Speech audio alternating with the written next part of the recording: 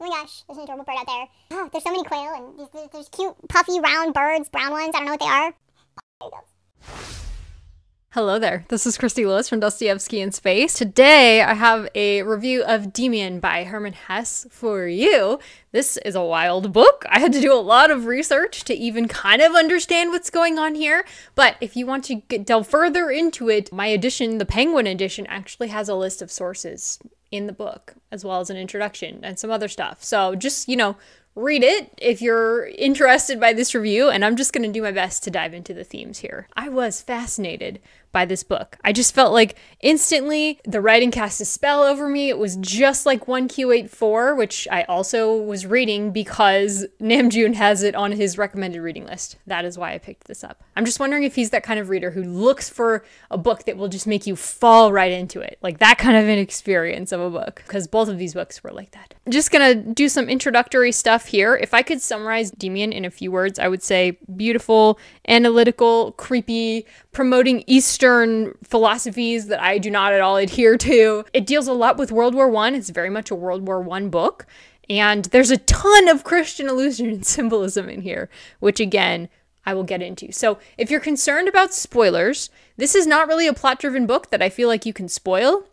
It's very much like an idea type book. I mean, basically the plot is he grows up and comes to his own ideas. We are pretty much following Herman Hesse's intellectual journey through his lifetime of going from the normal ideas of the time in Germany, which was like Judeo-Christian values, into these Eastern philosophies and other things that he ended up believing in. That's what my research is suggesting anyway, that it's semi-autobiographical ideologically, and that he was very into these Eastern ideas. But I do have another theory as well, provoked by a friend, that I will talk about. It is that theory that pulled me through this book so fascinatingly, and then I did the outside research and I was like, oh, okay, let's get into this. Buckle your seatbelts. It's wild. I'm going to start with a quote that kind of tells you about the journey of the self that this book is really about. It was a roll of nature's dice, thrown into the unknown, maybe into a new world, maybe into the void, and my only purpose in life was to let this throw from the primal depths play out,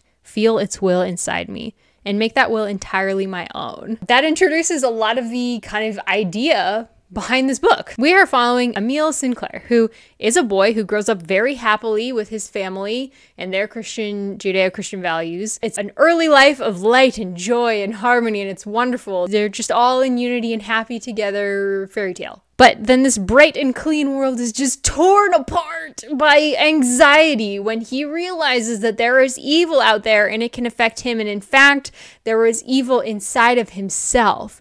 That's really something he has to grapple with, that there is evil inside and then there's good as well. How do you deal with this? You can't just run back into the clean world when you feel this evil inside of you and you don't know how to deal with it. So really coming of age themes here very strongly. I thought that was extremely well done and moving and disturbing, because when this boy hits puberty, he is just like really torn apart by it. He's like, I don't know what to do with this. I'm having these terrible sex dreams and I can't control this. He can't recover on his own and nobody is offering him help. For a spiritually sensitive young person, this is an extremely emotional time, right? When you're growing up and realizing that you can't just be your parents. You are your own person, and you have to figure out what you believe and how to handle the conflicting forces inside of you. Whatever faith that you come to or don't, it has to be your own. It's very traumatic for him, and he just can't find anyone who understands. His parents aren't talking to him about it. He ends up finding this guy named Demian. Demian seems somehow disconnected from the rest of humanity. He has some kind of powers, like mental powers, to kind of protect him in the classroom from being called on when he doesn't want to. Like, he can sort of call people to him. He has powers over people when Sinclair is really bothered by a bully who is symbolically tied to the devil. Demian has power over this bully, and Sinclair is just like, he's kind of repelled by the guy. He's scared of him because Demian says some things that don't make sense with his thoughts on the Bible and his father's thoughts that his father have taught him about the Bible. So Basically, Demian, even though he has power over some of the conflicting forces within Sinclair, and he's attracted to that in Demian, Sinclair is also afraid of Demian because of his differentness, his otherness. There's a strong otherness about Demian, and it involves the darkness. Let's go into the World War I theme, because that is a really fascinating idea that is strongly present in this novel, even though World War I isn't even mentioned until the end of the book. Really, this book was extremely popular when it was published in, I don't know, it's like the year after the war. So I think 1919 was when this book was published. And it really resonated with the youth in Germany who had experienced World War I. And they were not a fan of the German nationalism. They were wanting to break out of that. They didn't like that mold. And so a lot of the youth of that time really resonated with Sinclair and I think Hesse's ideas of not really fitting in with what everybody else around them thinks, the conformity. And as we see Sinclair's journey continue on, we see that he keeps breaking out of the mold. And that is a very timely theme here. It's a war, and will it ever be popular? That's a Demian prediction, which just gave me chills.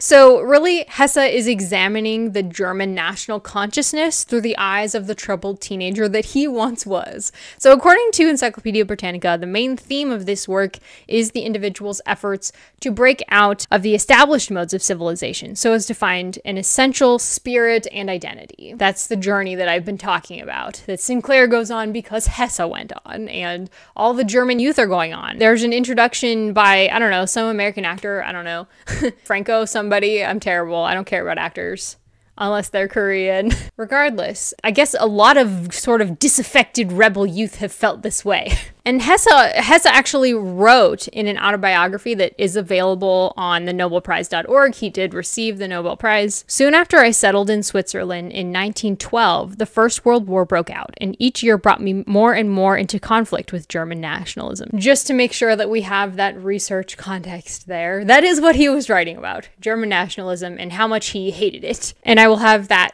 linked down below, like I said. So as Sinclair gets older, he eventually meets up with other people who have these similar reservations about like the normal ways that people resolve their inner conflict between good and evil. The only thing that brings together this collection of social outcasts is basically the fact that they are outcasts. In fact, we had nothing in common with them spiritually, except for the mutual respect everyone showed for one another's esoteric ideals. It reminds me of The Idiot. You know, Dostoevsky puts his innermost loved ideals in a character who is called the Idiot throughout this book, and everybody makes fun of him all the time. And that actually does happen in Demian, although to a much lesser extent. But for the most part, it's really for people who feel that way. Like, it's a love letter to people who feel very disconnected with the culture of their time. This group of people who are just basically social outcasts, the only thing that they really agree on is that Europe has created these really powerful human weapons, but had finally ended in a profound and scandalous desolation of spirit. So I appreciate that. I appreciate that it's a realistic look at humanity's struggle between good and evil. I appreciate that it's beautifully written and its thoughts on World War I appreciate. But, you know, at a certain point, I just have to say that I really disagree with pretty much everything that Demian says and pretty much everything that Sinclair discovers about his path ahead in life. Like, it's too bad that he didn't have therapy and a church community and, like, Jesus to help him, because he felt the need for forgiveness and he was tormented by the evil inside of him, but he never found any relief, and that's like a real shame. We all do need forgiveness and help. You don't have to actually worship evil in order to acknowledge the evil inside of you, because that's basically what he ends up doing. So with all these friends, they end up deciding that Abraxas, this is the way. God has to also have the devil's side. And he doesn't necessarily say that it's God and the devil, but good and evil. These both have to be a part of your religion, and you must worship them. And it's like, no, you really don't have to worship evil. Whatever words he's using for it, that's pretty much what he means. You just have to embrace it. So mainly people are drawing their own wisdom in this religion that Sinclair is attracted to. It's from yourself. You are the only authority that you can trust. You have to find all the answers within yourself. because this religion has not been built up. And then World War I comes and it breaks everything. And the religion that Sinclair and Demian are building is basically saying, well, yeah, everything has to be broken first and destroyed before something new and good can be built up. Which is ironic when you look forward and see that World War II happens next. It's really a shame because you see a lot of Christian allusion in the novel, but I don't actually see the influence of Christ or in the philosophies of any of the main characters. And I just don't think that humans are strong enough to invite in and contemplate our strongest temptations for long without giving in. Like, part of this religion was they're in their dreams and they're dreaming their dreams and they're embracing their dreams and they're like, yes, this is something that I need to examine and embrace because it's part of me. And so one of the characters says, your sex dreams are the best part of you. And it's like, I'm sure this is some kind of Jungian or Freudian metaphor, but no, that's not true. That's kind of my thoughts on what I think Hesse's ideas are. For the most part, the author's intentions are how I try to interpret the book. And I don't really resonate with all of those intentions very well, which means I'm sorry, but this isn't going to be like a favorite of mine. However, there was one theory that I was going on this whole time that I was actually extremely interested in and attracted by, and that is the idea that Demian is a demon. All the credit for this idea goes to Jennifer Books. Thank you, Jennifer. I was very attracted to this idea because Demian does act like a demon. He like disconnects from his body at a couple different points in the book so that his body's just like a shell and it's like he's all broken like a doll. Like he's being inhabited by the spirit, but his body is just like, you know, some kind of puppet, and it's like, he's a demon. Oh my gosh. And he also like receives visions about the future, and he guides Sinclair about the real meaning of scripture, which is like continually just like a twisting of scripture, and how, you know, you need to worship both God and the devil. And then at the end, our boy Sinclair basically like turns into Demian, like Demian goes inside of him, and it's like now he's possessed by the demon. Oh my gosh. In reality, like there's a lot of Chinese and Hindu and Platonic and Freudian symbolism happening in this that I'm not all that familiar with. You'd probably need to, like I said, read more works by Hesse, or, you know, some of the works that influenced him, which are listed inside my Penguin edition of like works that you should go to next if you want to find out more. And I'm just not going to do that. But you can. If this had continued to be like a Paradise Lost or like a Faustian kind of a legend, I think I would have really like adored this book if that's where it was going. But that's not where it was going. Demian was not the sinister bad guy that I thought he was, who's like extremely tempting and stuff. Like he's actually supposed to be a good guide for Sinclair, and I thought he was a terrible guide for Sinclair. That's my thoughts. Let me know what you guys thought of Demian down below. You might have a totally different interpretation. I would love to hear it. Let me know. I did enjoy reading this quite a bit, and it was such a fast read. It's so short and easy to read. So anyways, I'll talk to you guys soon. Bye!